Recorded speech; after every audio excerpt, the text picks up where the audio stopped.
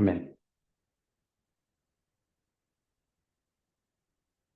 Okay, so thank you for being here for the second presentation. Uh, we will continue where we left off, and I will quickly make a review of 3 points only. I know we're ready. Oh, sorry, I haven't selected my translator. That's why I'm not listening to her. Sorry.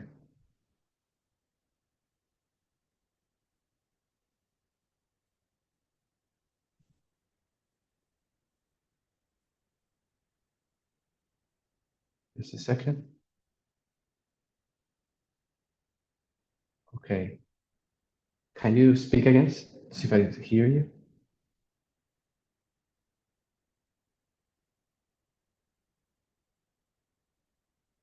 Hello?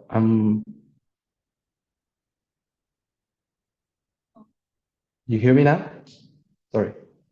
I'm with French. Sorry. Okay. My bad. I should have said it too. Okay, so let's review 3 points quickly. I want to review specifically the 3 witnesses that I gave for the timing of shipwreck or something like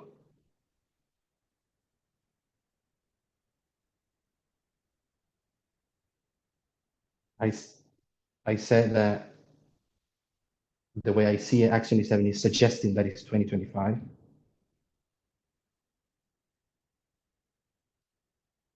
So let me just try to emphasize what are those 3 witnesses that I saw, that I see.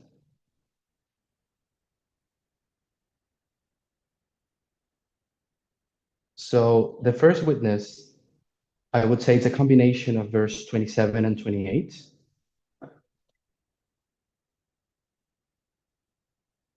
So I will just read these 2 verses again. But when the 14th night was come, and we were driven up and down in Adria, about midnight, the shipment deemed that they drew near some country, and sounded and found it 20 fathoms. And when they had gone a little further, they sounded again and found it 15 fathoms.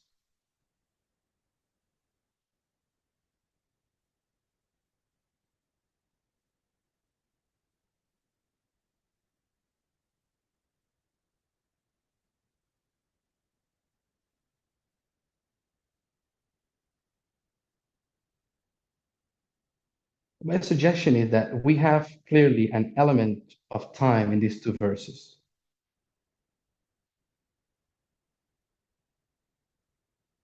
And it is not simply based on the number 2520, which is actually there. We saw it with Elder Tess. I'm saying that the fact that the people of the ship were able to say, we're close to island.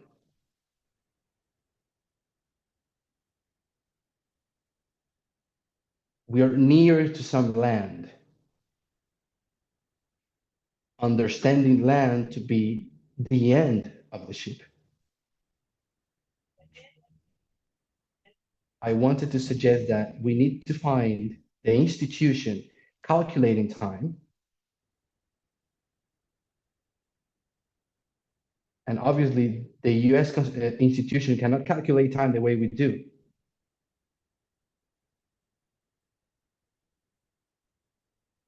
With prophetic patterns and the Bible.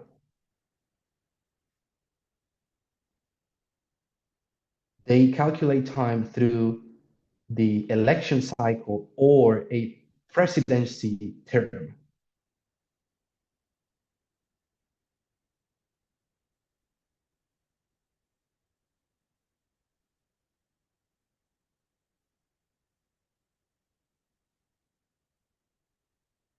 So the way I see it is that we need to see the United States calculating time in that way.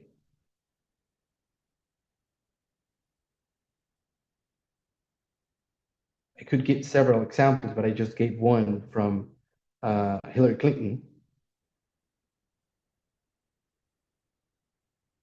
that even she's not part of the institution right now, it's a good representation of the mindset of many people within the institution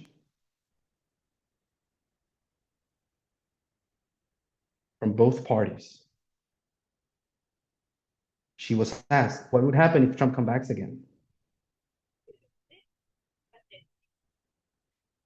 She said, it would be the end of our democracy, quote unquote.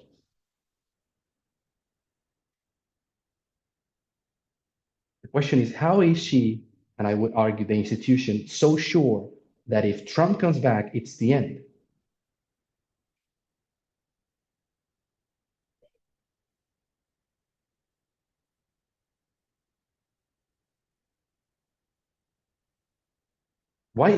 Sorry, why is Acts 27 emphasizing that this happens in 2021 and no another specific year?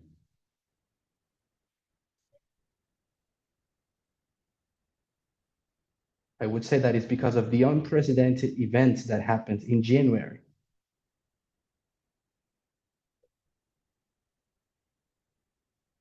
which is actually a work that started in November with the election.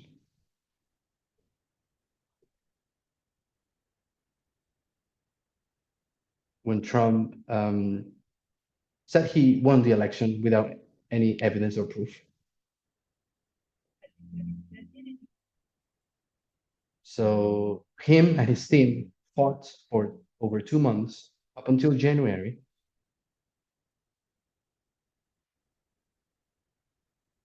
And it's in January 6th when they did their last and ultimate attempt to take the country by force.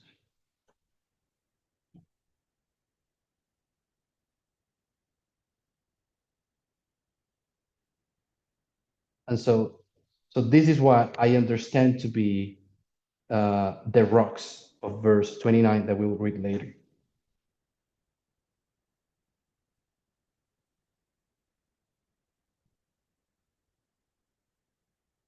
So when it says in verse 27, they deemed that they drew near some country,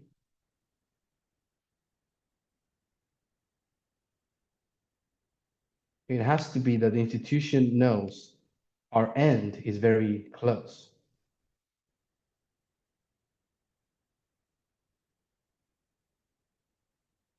So that is my first witness for 2025.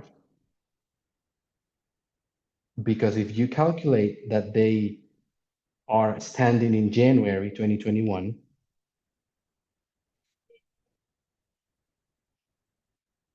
and they're calculating when are we going to lose our democracy, which is basically saying, when are we going to face this threat again that we just survived?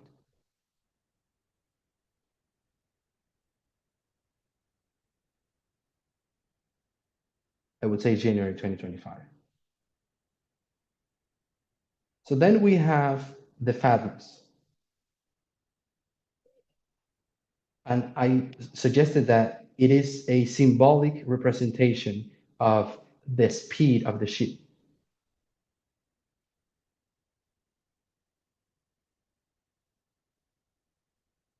So that would mean that the ship was here in 2021,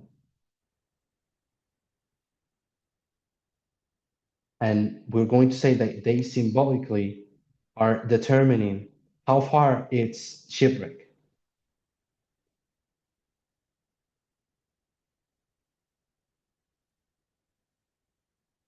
I said that they calculated the first sounding was 20 fathoms.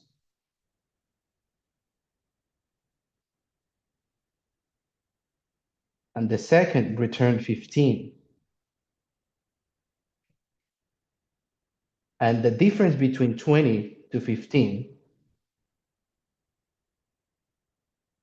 is that they approached the island by 5 fathoms closer.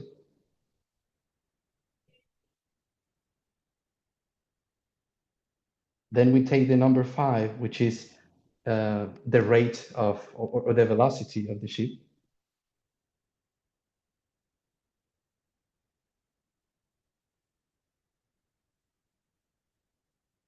and I find that 5 fathoms in inches is 360. So I hope we can see that every 5 fathoms that the ship will symbolically approach the island,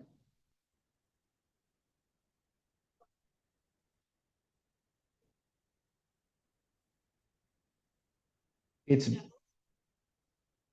it's basically just a year, and that's how we arrived to 2025. But now, when we go to verse 30, no, 29, sorry. So when we go to verse 29, we can find the third witness for the timing.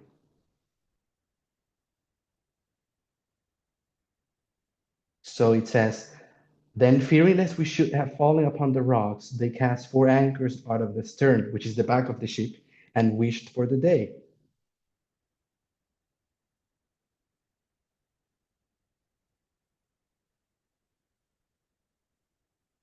So what we have is that they almost crashed with the rocks,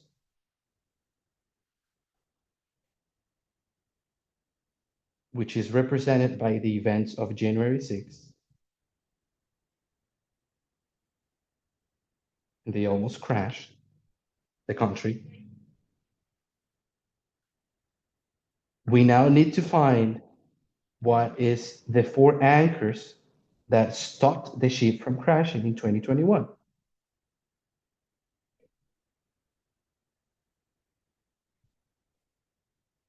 And as I already defended, I believe it is a democratic president that comes right before the actual shipwreck.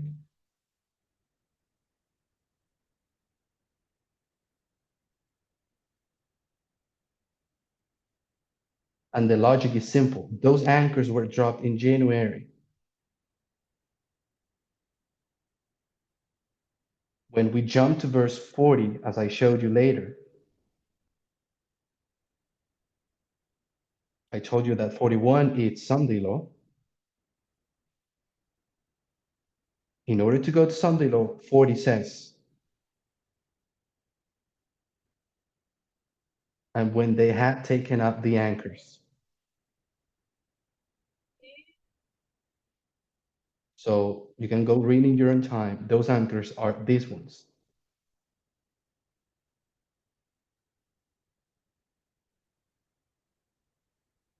My understanding is that those anchors are going to be in place until the end of the presidential term,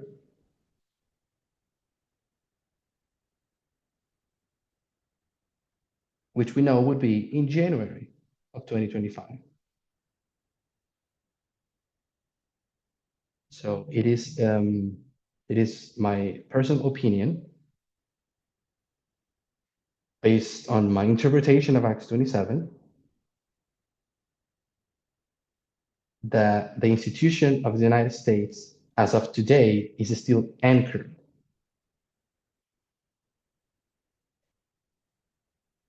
It hasn't reached the island yet. So that would be just my suggestion. So now we left off with verse 30. And verse 30, I already defended. I'm not going to go over that again. That it does not take place in the year 2021.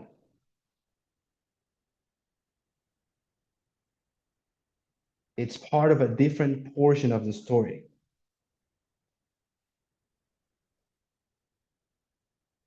Is the period when they were waiting for daylight. I'm sorry, verse 29 is when they're waiting for daylight.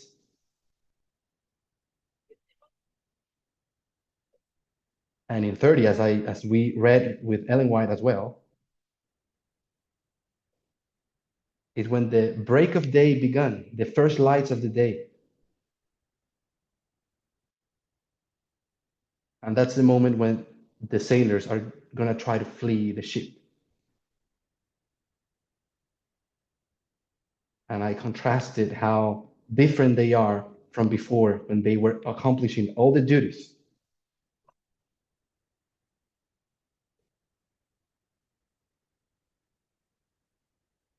And then I spoke about, well, what can be the phrase cast anchors, which is right here.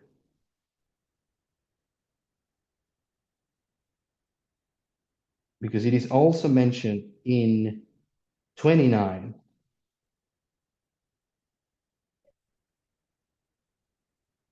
The only difference is that ones are cast and the others are not.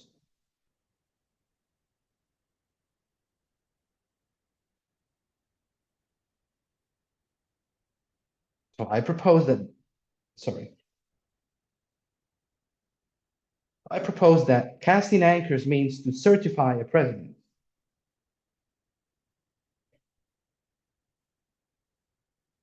which is what happened in the following day, the 7th, early in the morning.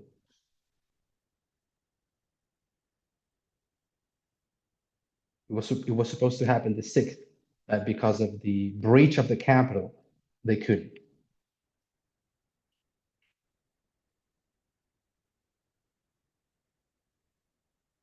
So I want to remind us all, 30 is not yet shipwreck. I already said it, that is 41. But they're going to take decisions in verse 30 that are going to, yes, go ahead, that are going to make impossible not to crash with the island.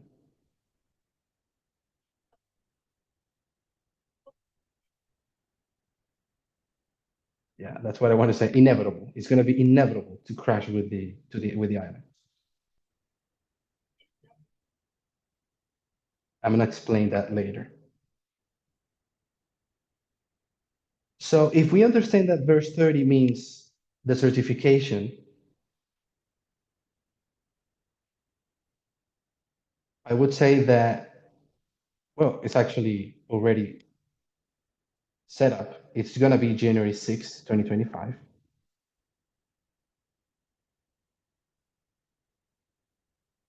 And why do we see the anchors? Let's go back a little. The first set of anchors are mentioned in 2021, no, 2020, as I said.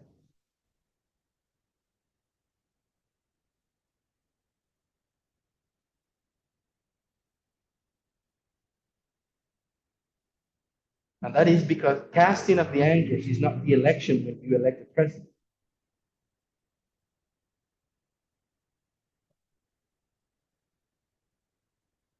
That's what the people do. They elect presidents. But the people are not in the ship. This is the institution.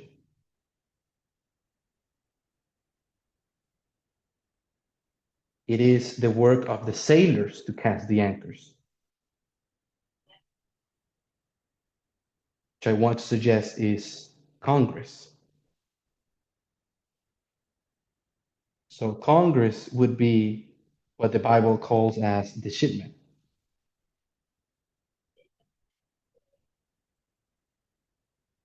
So what I see in verse 30 is that we're going to get to January 6th, the certification day.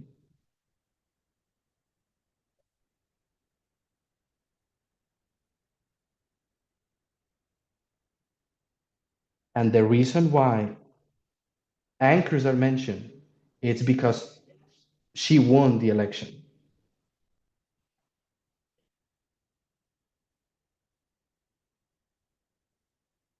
The anchors are mentioned in verse 30 because she is the one that wins the election. She's supposed to be certified.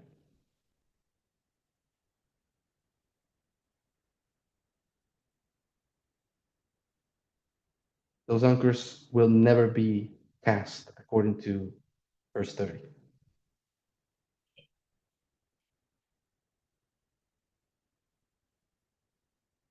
So they, instead of casting the anchors, they cast the boat. And I want to talk about a little bit about the boat. I won't be able to talk about every detail of the boat, but I want us to be mindful that the boat is an important element of this parable.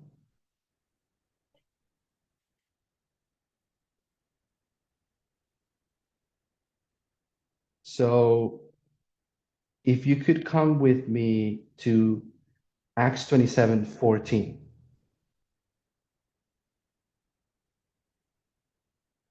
I will read from 14 to 17. And it says, not long after there arose against it a tempestuous wind called Euroclydon. And when the ship was caught and could not bear up into the wind, we let her drive. And running under a certain island which is called Claudia, we had much work to come by the boat, which when they had taken up, they used helps, undergirding the ship, and fearing lest they should have fall into the quicksands, strake sail, and so were driven.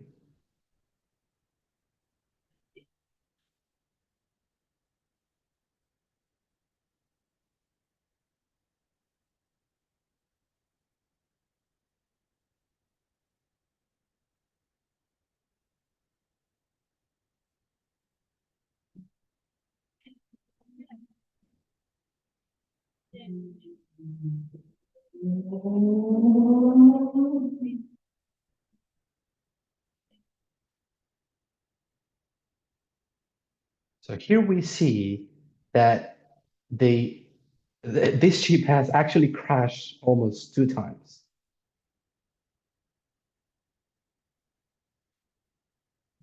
We understand the Euroclydon to be 9/11. We know this to be a great challenge against the institution.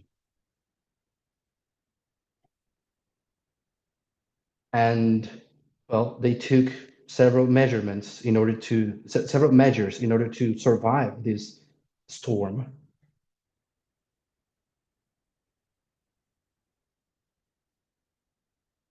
I want us to look at 16. At the end, it says, we had much work to come by the boat.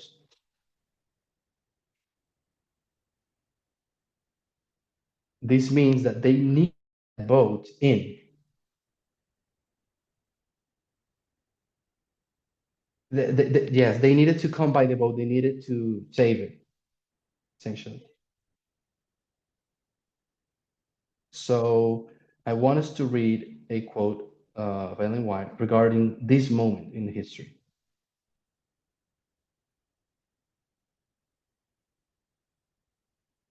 Let me see if I find the quote. I don't think I actually have it. I will paraphrase. She says, and this is her word, she says, their first work after the Euroclydon hit was to come by the boat, to take it.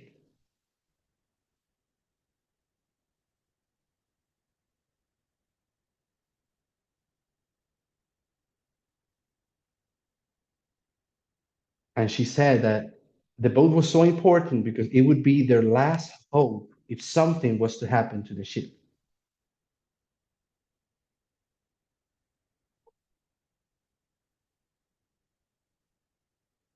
So I want us to think of how important it is, the boat, for the institution.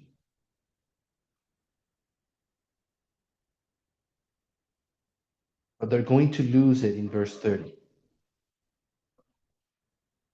No, actually, well, in verse 30, they let down the boat because they wanted to flee.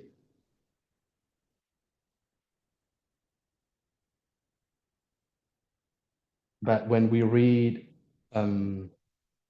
the following 2 verses, we know that it says they lost the boat eventually.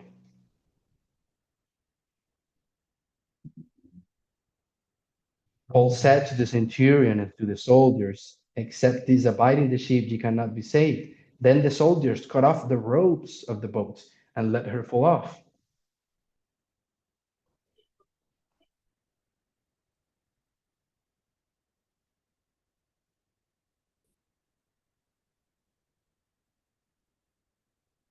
So we see here interaction between Paul and the soldiers. And this end up with the ship losing that important boat.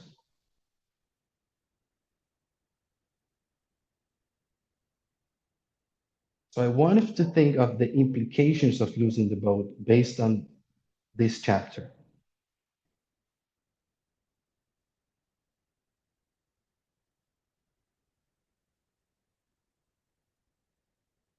So I want us to read verse 41 to 43.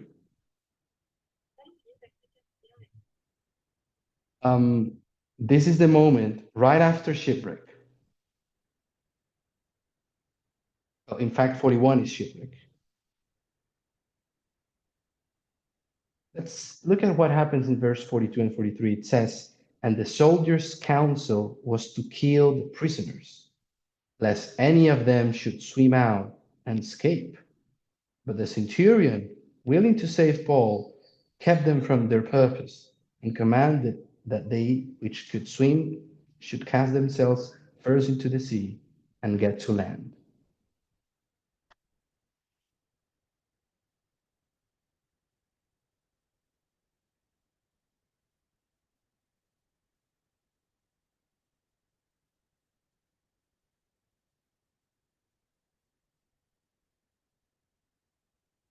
So when I look at this verse, I think of how inconvenient it was for them to lose the boat.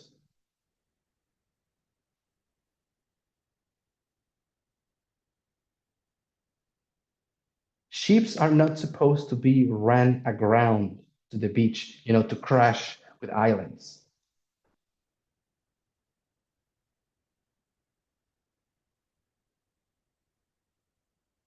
Of course, out of desperation, and the only thing they could do was to crash.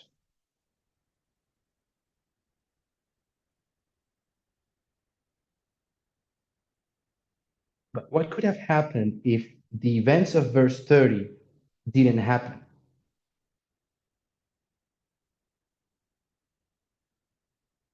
What if the shipmen would have never tried to flee and never cast the boat out of the ship?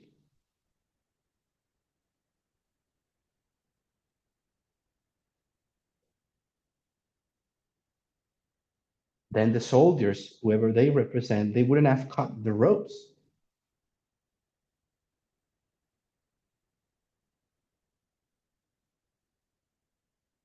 Therefore, verse 41, 42, and 43 would have been more like the following.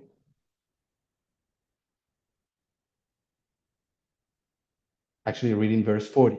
And when they had taken up the anchors, they committed themselves unto the sea and loosed the rudder bands and hoised up the mainsail to the wind and made toward shore.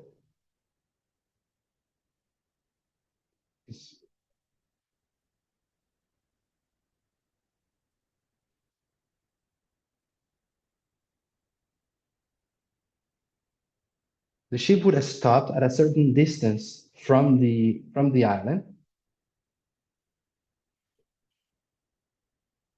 They would have used the boat as they would usually do.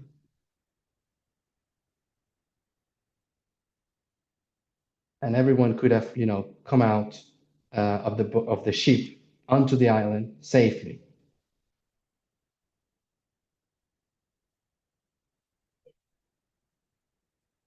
But verse 30 sentenced the ship to crash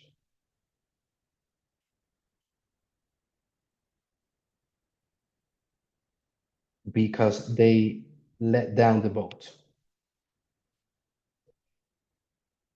So I'm saying that January 6th is going to be the ultimate moment in time or the decisions to either crash or not are going to take place.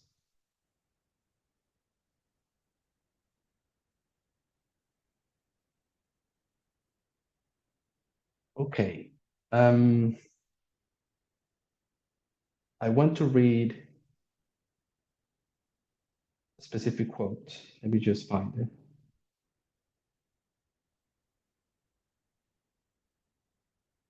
Actually, let's leave this for later, and I will go on and try to show a second witness for Kamala Harris winning the election.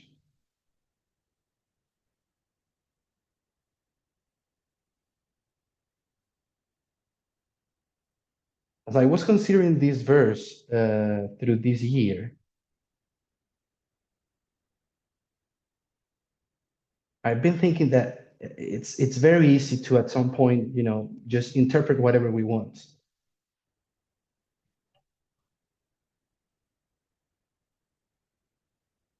And there's a presentation from Lily Won some months back.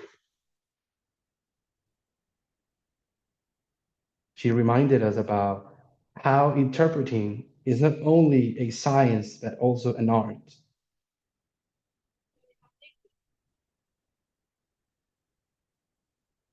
So, what I'm trying to say is that I know these verses may seem to be flexible. We can go to, different conclusions.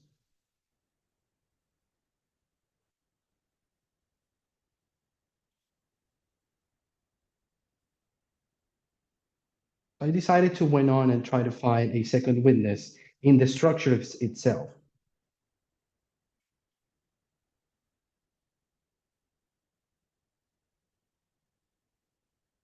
And so I basically, I'm sorry, I'm actually going to show another line before I show this testimony, just quickly.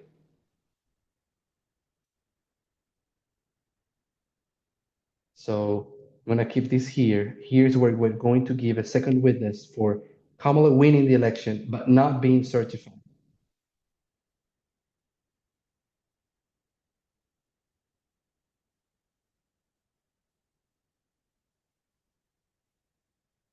I want us to look at another sheep in Acts 28. This sheep was explained in greater detail in a presentation from Elena uh, in the past international campaign.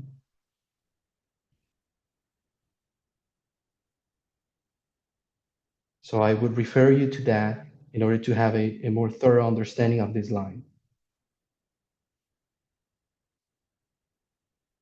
This is on the top we have the sheep of Adramyttia, then the sheep of Alexandria,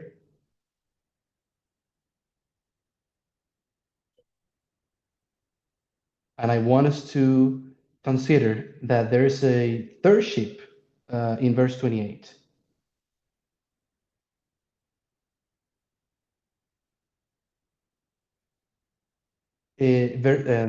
Chapter 28, sorry.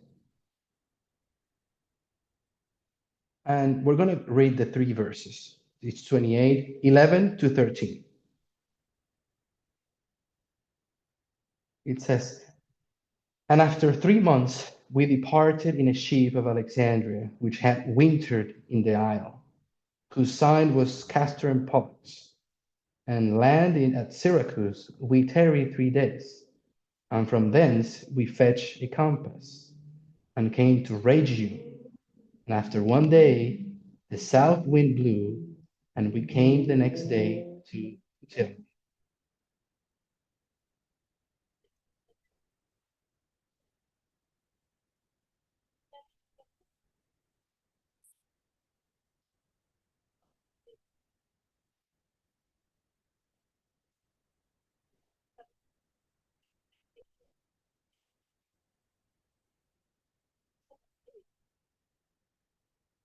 So the symbol of Alexandria we already know, and we have been applying it to 1798,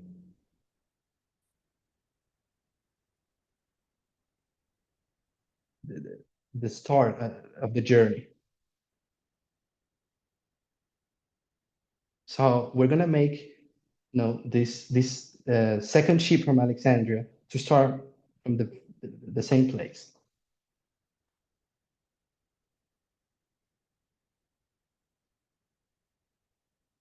Then we arrive to, I mean, the ship arrives to Malta.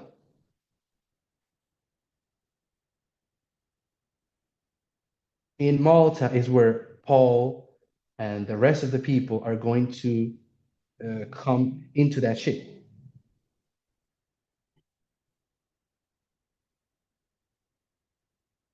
So they will board the ship in Malta. Malta is where the shipwreck took place, which is right here.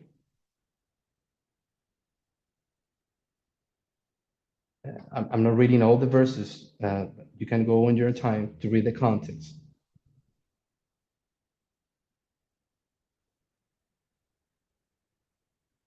Malta is where Paul spent the winter.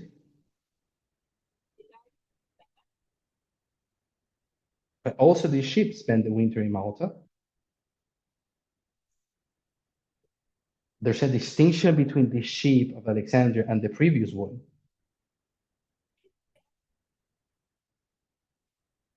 The previous one is called by Ellen White good ship.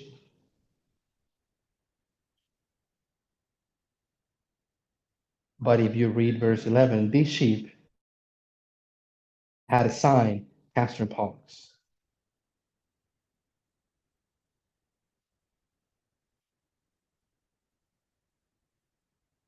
So this is the ship of Castor and Pollux.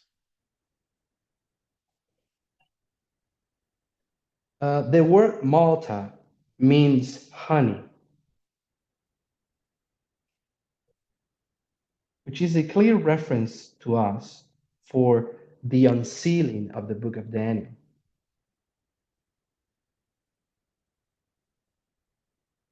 When we are supposed to eat it. We know this is a reference to the time of the end. So Malta, it's 1989. Just like Elder Tess took Myra and Lycia from the first ship right here on the top.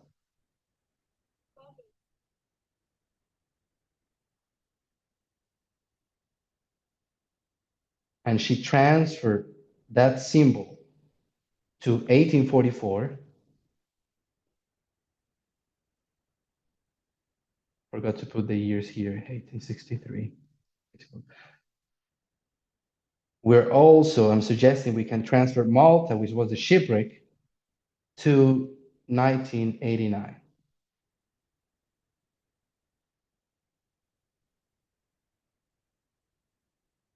Verse 12 says that landing at Syracuse, we tarry 3 days.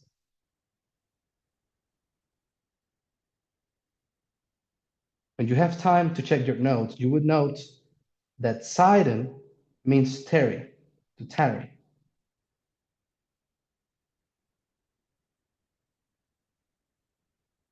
Symbol of the tarrying time. Here it's where they also tarry. So we can safely say says that this is 2001. Then they arrived to Regium.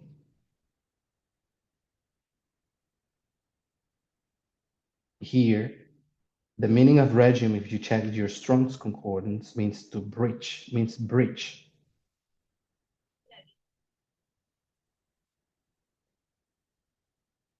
And I will stop with this line here.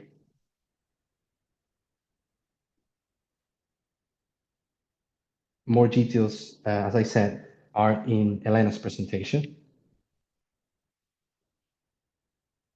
Because I just want to emphasize the word breach. So this word, it's what was in the headlines of every newspaper in English when the Capitol attack happened.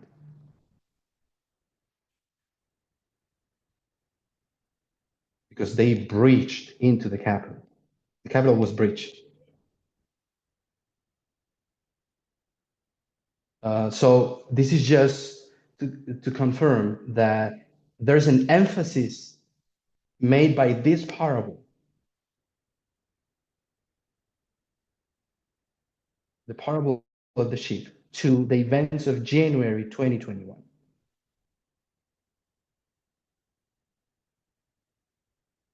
Now, I said that I wanted to show a second witness for Kamala winning the election but not being certified.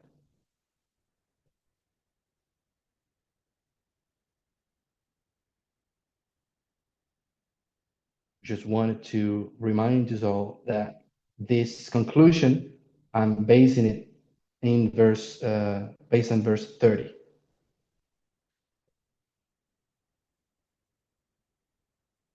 Okay.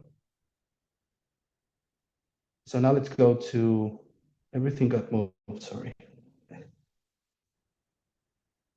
So now let's go to this witness. I want to draw a line based on Acts 27 now. I want to take the dispensation that has to do with us, which in the Ship of Adramyttian are these four waymarks. So it's the line from 1989 to Sunday law.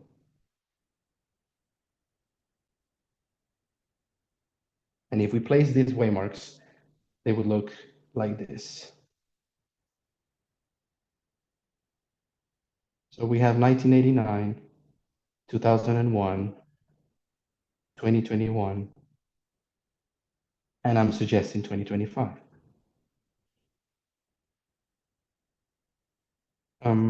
So we have this. Sorry.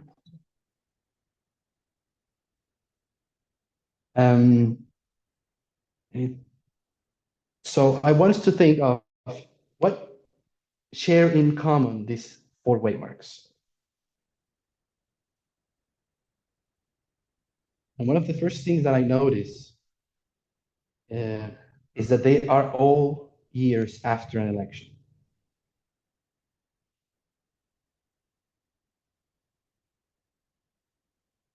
I don't know if we can call it a transitional year.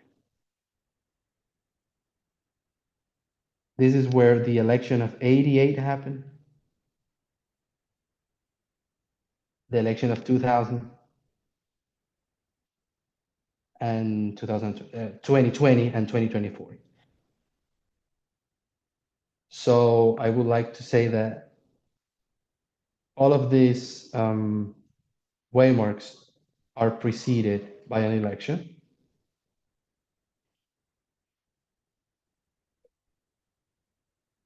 If you notice in the Ship of Alexandria, this waymark is Lasea.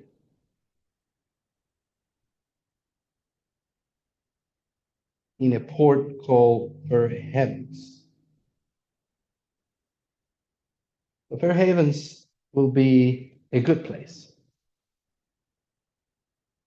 Paul even warned them not to continue. So I would suggest that we won't see any issues here in 1989.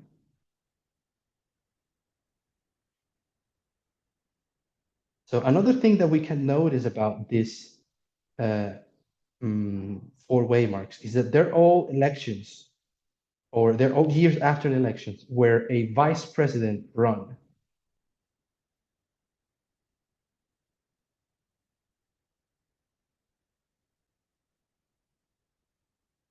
So there's a vice president in each of the elections.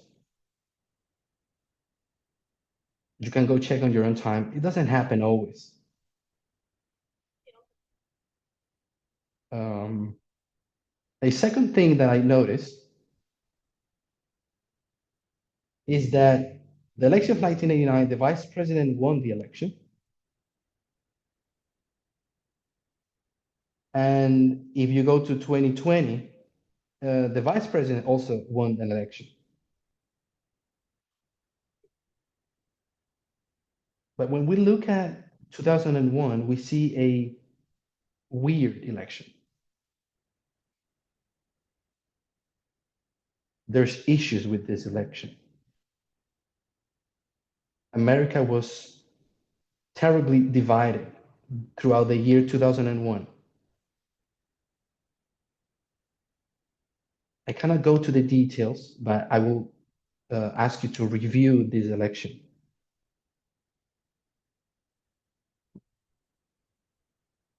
But in summary, in this election, the American people didn't actually choose their president.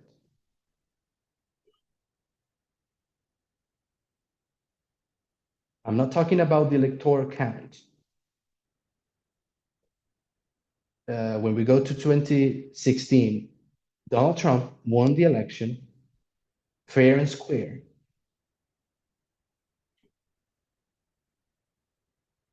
He lost the popular vote, but that's not how the system works.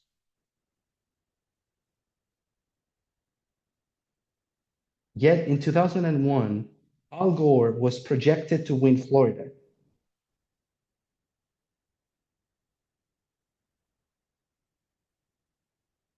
And something that in America is called the Associated Press, they declare him winner.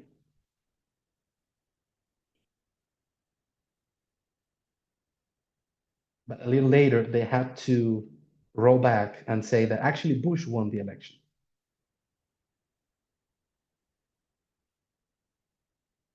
There was an issue with the state of Florida.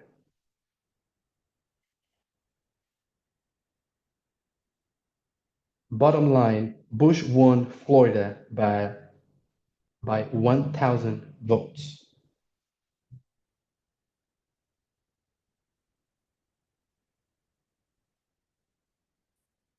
Of course, I'm rounding this number. It's about 900 something. The Supreme Court of Florida accepted Al Gore's petition to make a recount.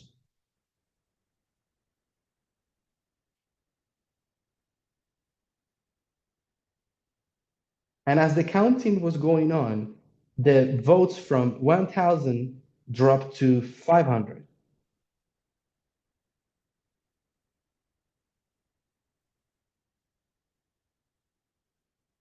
There seemed to be many issues regarding the way the votes were counted.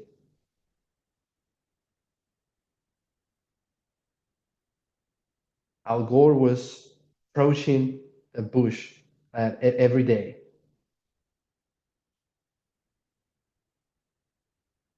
The recounting was taking too long. And the conservative Supreme Court of the year 2000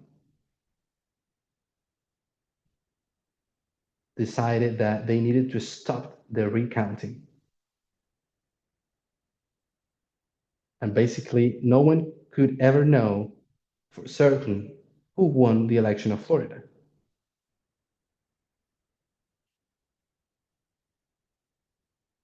Ruth Bader Ginsburg, she dissented to that decision. Al Gore himself, he said, I disagree with the court, but I will obey.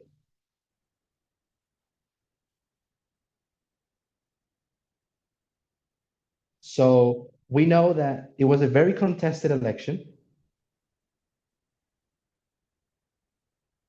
I will refer you to many papers that were written afterwards.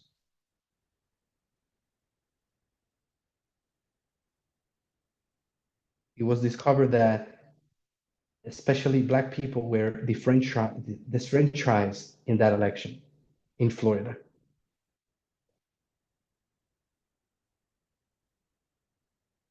It is in Ruth Bader Ginsburg dissent. Every Black representative in Congress, they also fought back to that decision.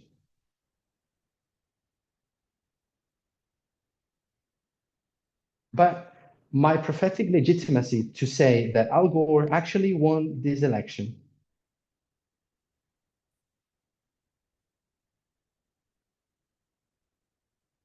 it's I want to give this testimony about Michael Moore. I hope we remember Michael Moore is this person who basically launched two very prophetic documentaries.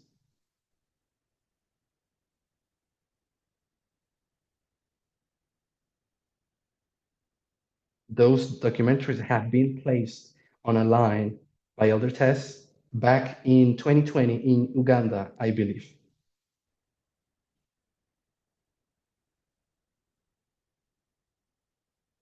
And in Fahrenheit 9/11, launched in 2004,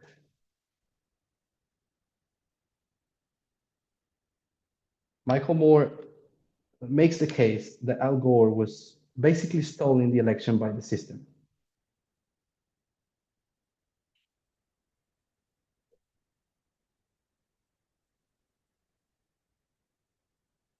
And then he plays a clip from January 6, 2001.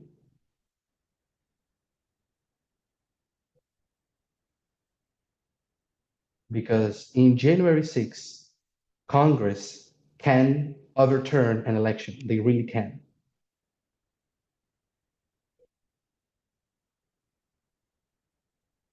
And Black women in particular, I refer you back to the documentary, they stood up and they tried to object the certification of Florida.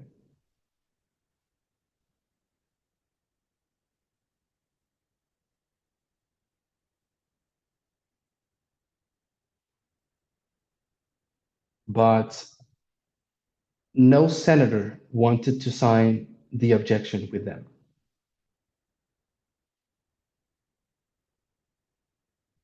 It was primarily Black people and Black voters who were attacked by this decision of the court.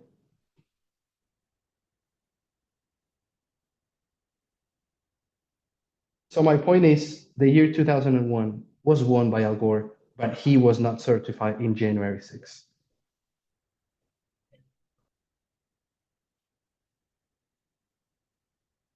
And the emphasis of that story, it's easy to see reading papers and watching documentaries. It was about racism.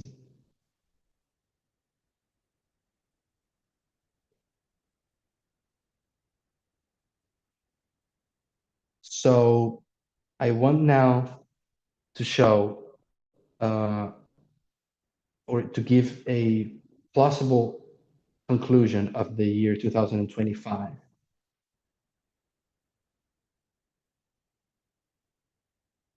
I think we know that this is going to be an election where the power of the vote of women are going to be clearly visible.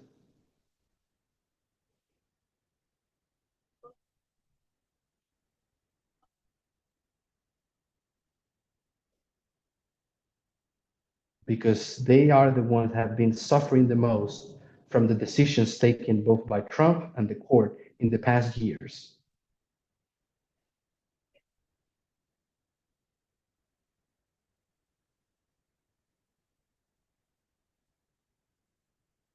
It is projected that women are going to vote and turn out like never before this election.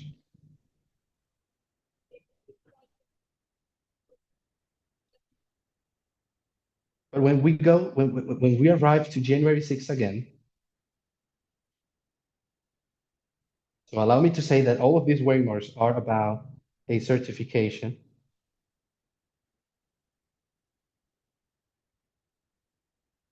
For Havens, the first waymark, it's a good certification. There's no issues there.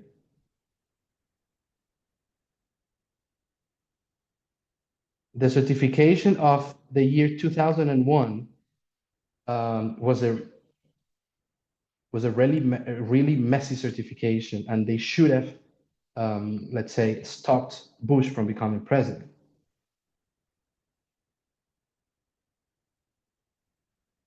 Al Gore should have been certified as president, but he wasn't. So then we arrive to 2021, the certification of, I put Bush, sorry, I should have said Biden,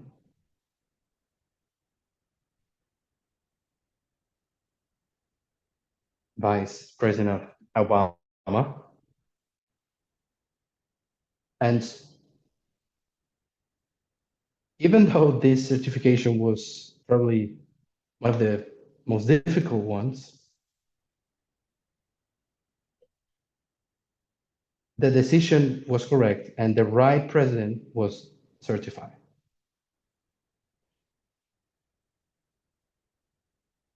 It was wrong in 2001, and I would say that they will get it wrong again in 2025.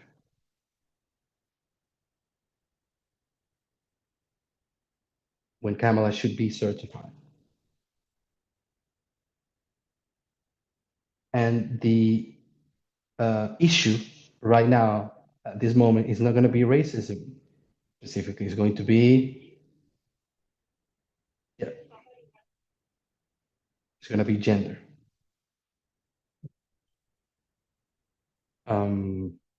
So this is basically the second witness that we will see Kamala winning, just like Al Gore did, but she wouldn't be certified.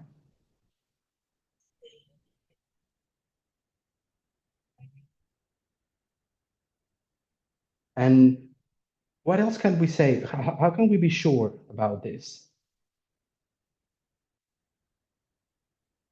We know about the year 2001 being the harbinger of the close of probation.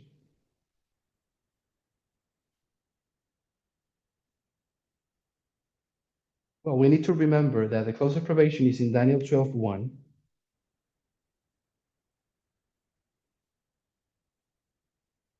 But this is also the close of probation of the sheep.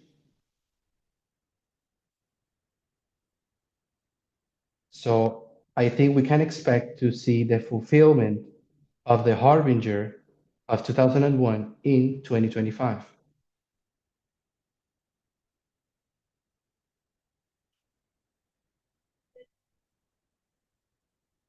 In 2001, we have the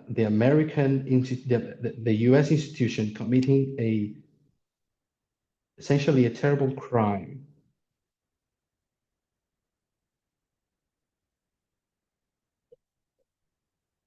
So we will call this a sin. And they were punished by this sin prophetically by the attack of jihadist Islam.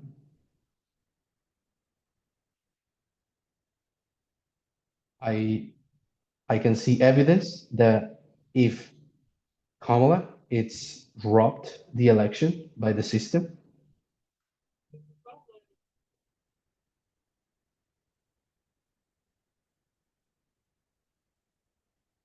I wouldn't be surprised that they would see also Islam reappearing in that year as well.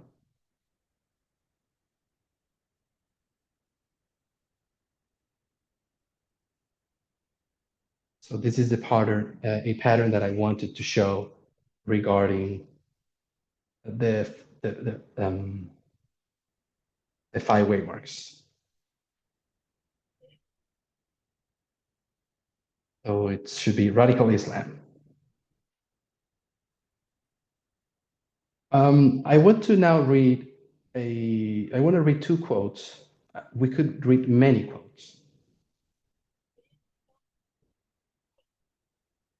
I think there's many newspapers now, warning about the possibility of Trump taking the election unfairly.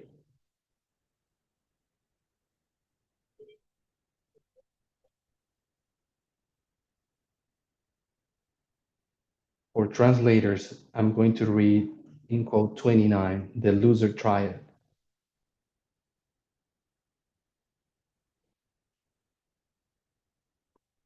So this is Timothy Snyder, a known historian in America and in the world as well. And he has this piece that says the loser triad.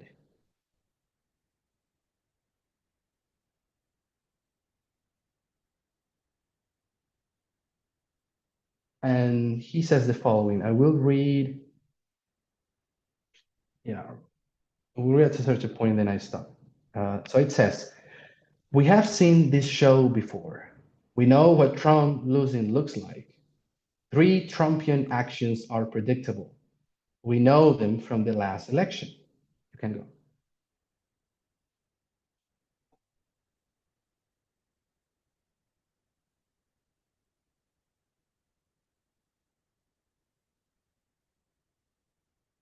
Last time around, when Trump knew that he lost, one, he claimed that he won.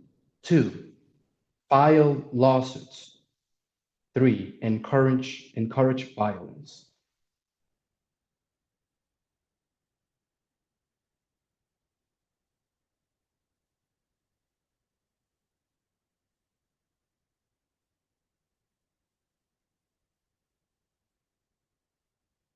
And then he said he basically puts where he expects how's the timing of this.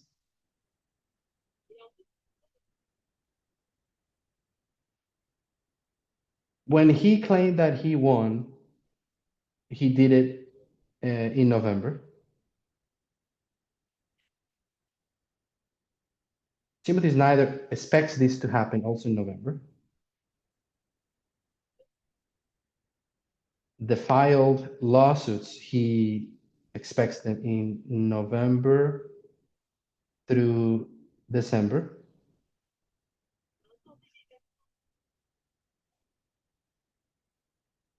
And the violence took place in January. Sorry, this is not actually what he expects. He is laying out the pattern of last time.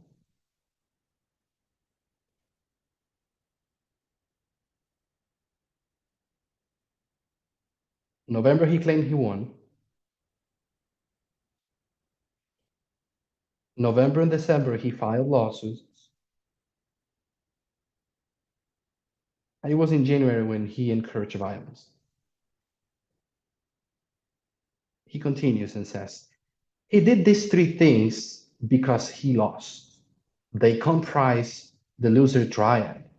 Judging from the past behavior through a repetition of the loser triad would signal that Trump believes that he has lost.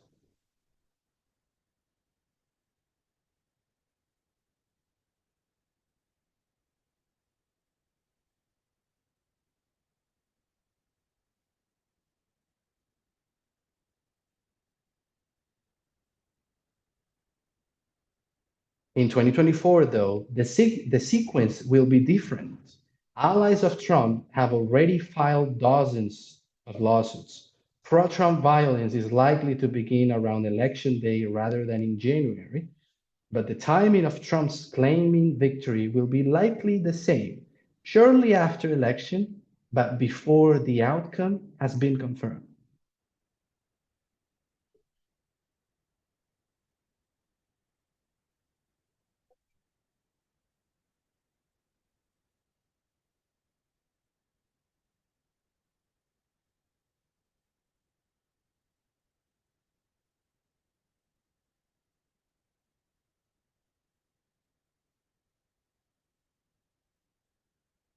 So this is a triad of 2020 and 2021. And he expects to see something similar, but in a different order in 2024, 2025.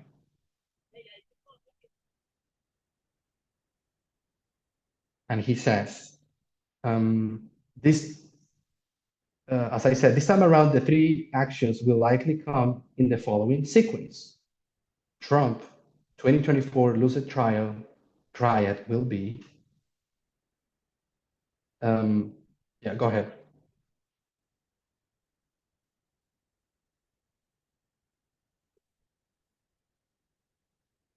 Number one, file lawsuits.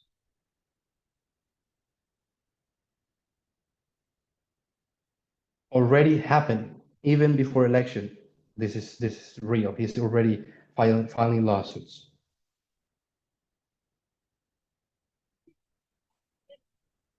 He now expects the violence come on number two.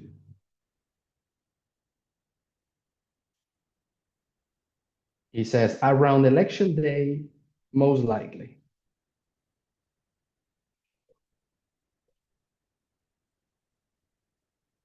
And then claims that he won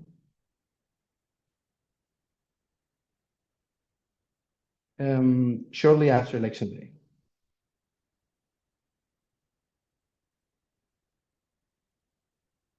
If Trump again claims too early that he won, this is not just a statement like any other. It is part of a plan to take power by a candidate who believes that he has lost an election, a repeat of a behavior that we know very well. If Trump claims victory, this is a good sign that Harris has won the election.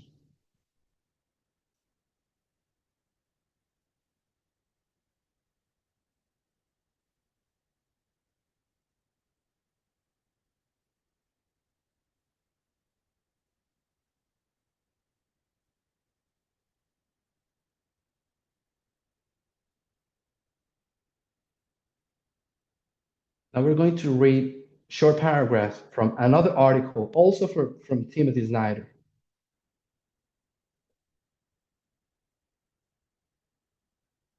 The first one that we just read is called The Loser Triad. The second one is called A Fair Fight in Georgia. And he says, this presidential election can go three ways. Harris wins, Trump wins, or organized mischief by Trumpists breaks the electoral system and the country.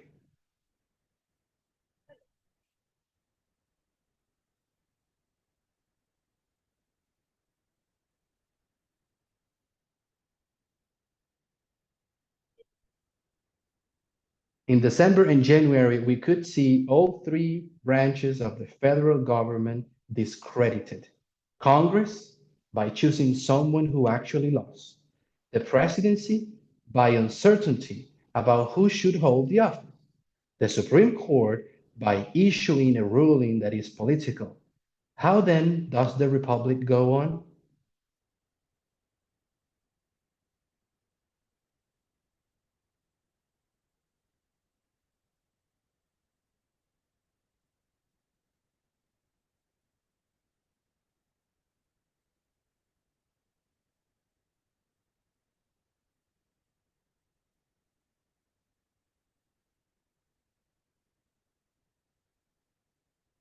Trump doesn't care because he doesn't care about democracy or the institution.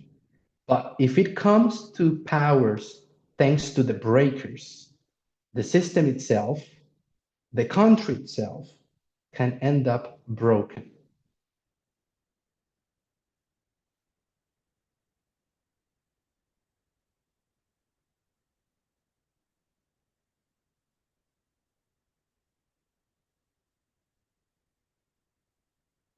There are actually many, many articles that talk about the different ways Trump can steal this election.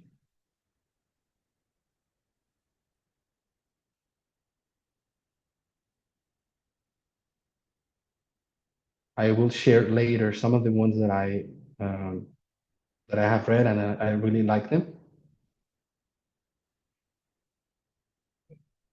So you can read them in your own time. In summary, my personal opinion and interpretation of Acts 27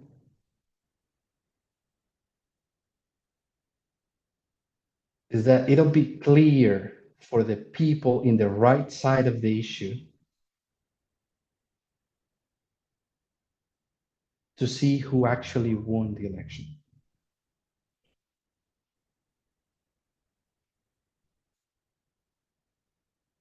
And when finally the wrong president takes office, America will be broken.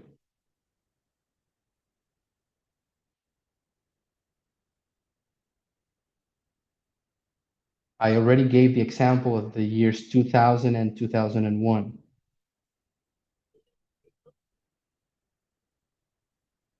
which is the uh, when Al Gore was taking the election.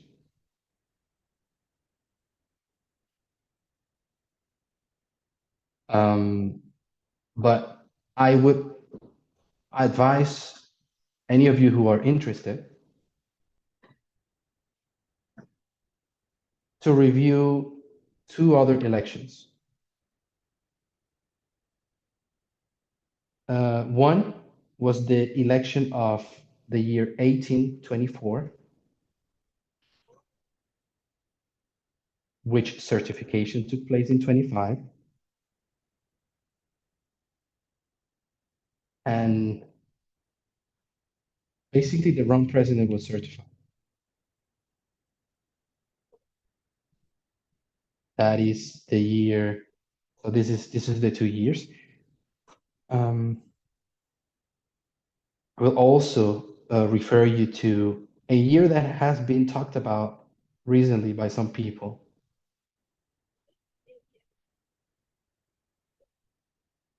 1877, which is known for the Compromise of 1877,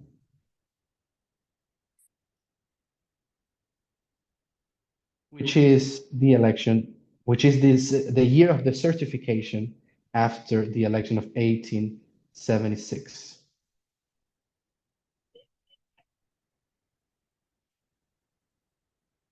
All these three elections are similar in different ways.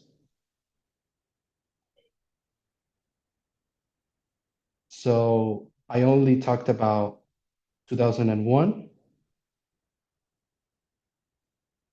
but I would suggest that these two other elections, uh, they have something to say about how America will end up broken in 2025.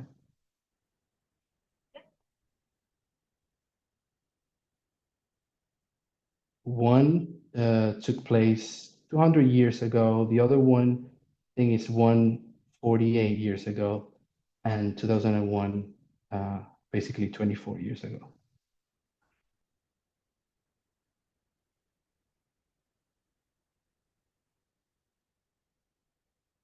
And finishing, I want to deal with two assumptions that I have heard from people.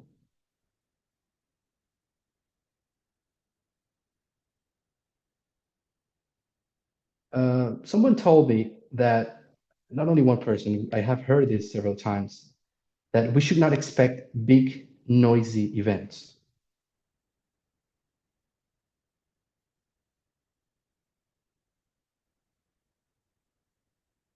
To that, I replied, if someone had come to me with a message in 2020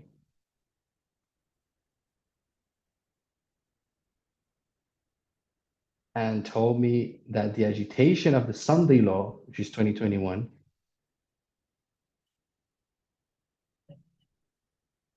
would be marked by an insurrection in January 6th,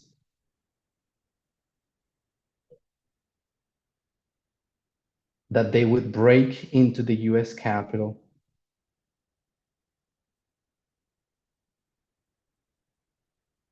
chanting and threatening to hang Trump's own Vice President Mike Pence,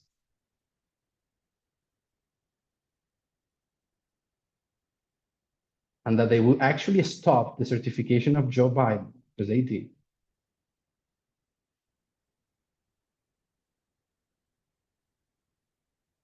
I also would have said that's too big of an event, too noisy.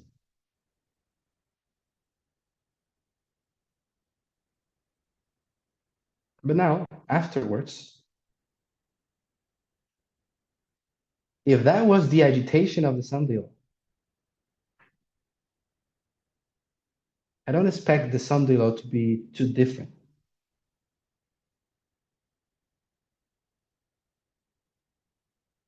A second assumption that I have heard that I want to deal with in closing.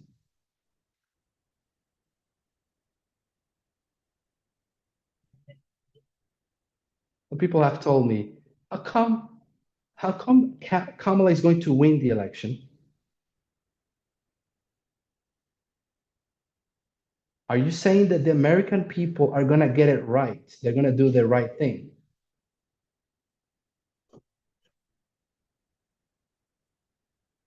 The Sunday law cannot be this moment when the people get it right.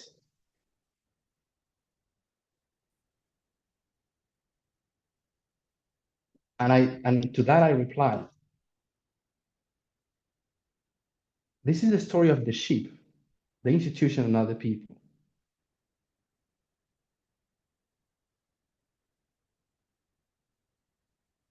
who we should see failing in the Sunday law waymark is not the people,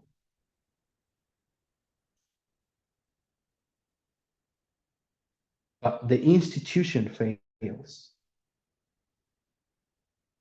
I don't have time to talk about the groups within the ship. It's an important thing. The people within the ship, they are part of the institution, and they are the ones who fail. And that is why uh, the country breaks. Prophetically, of course. The United States is going to continue having elections, Congress, Senate, etc. They're going to have an opposition, very hard opposition. But we can essentially say that they broke their democracy.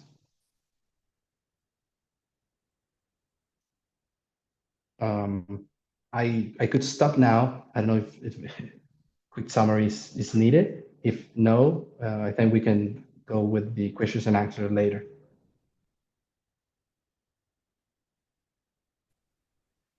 If you just spend 2 minutes on a summary, because we've come to the end of our time, but just spend 2 minutes summarizing the important points. Okay. So, oh, sorry, I'm not hearing the voices. Just a second. I hear you, but not English. Can somebody repeat what was said? Sorry. Just do a quick 2 minute summary. Oh, 2 minute summary. Okay. Um, a 2 minute summary would be the following. I believe Acts 27 is the primary testimony to be used in order to understand the subject and the timing of the Sunday.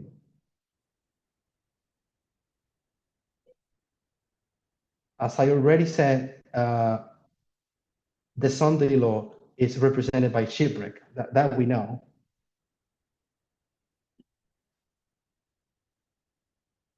And there is plenty of, in my opinion, plenty of evidence in Acts 27 that point us to where it's going to happen.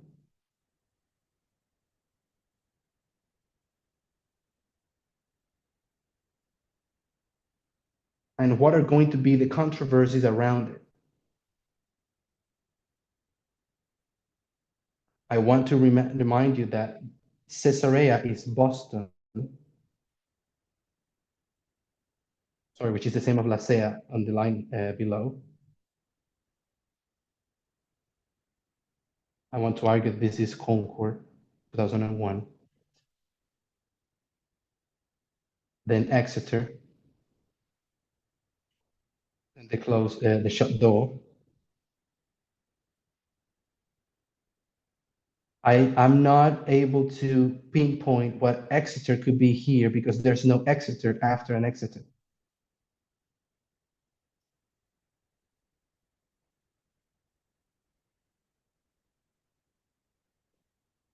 That is part of another story. I think we should try to study that and arrive to a conclusion about it. But my focus is on the line of the ship.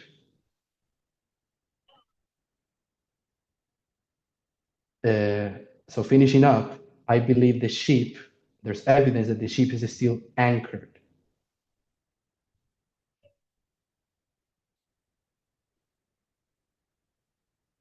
And if the anchors were when the presidency of Biden was certified,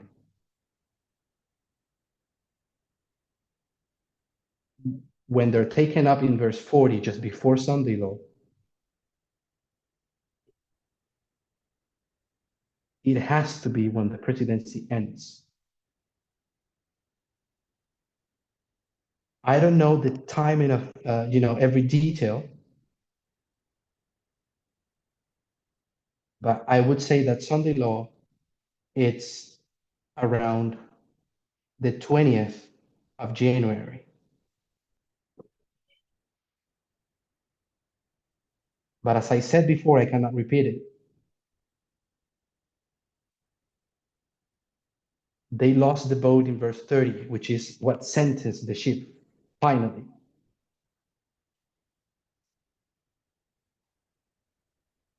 If I was asked, I would say that if Sunday law is not only a point but a period, this would be the period.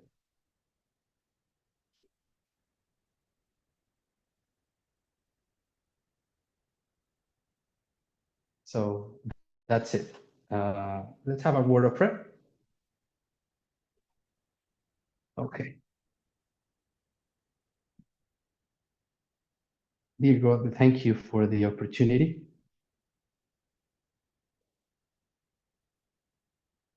of living in this period of Earth history.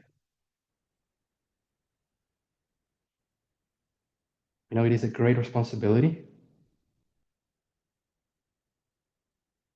And we know that you are requiring from us that we learn how to arrive to consensus. May we only arrive to what you want us to see. May we understand what is your truth only. So I ask you all these things in the name of Jesus.